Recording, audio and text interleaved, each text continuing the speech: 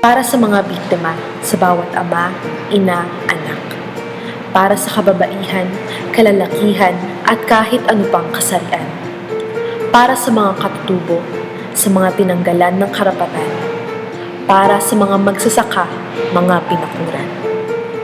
Para sa mga may hirap at para sa mga naghihirap, mga biktimang minamasama at sinisisi.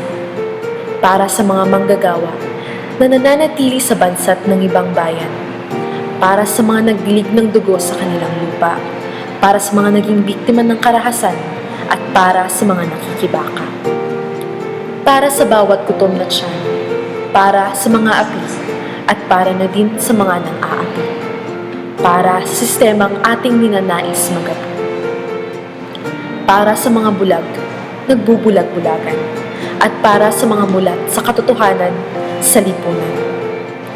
Para sa sambayanan at kasama ang sambayanan. Para sa lahat ng Pilipino. Para sa pagpapalaya ng masa. At para sa pagpapalaya ng ating bansa at ng buong mundo. Para kanino ang laban?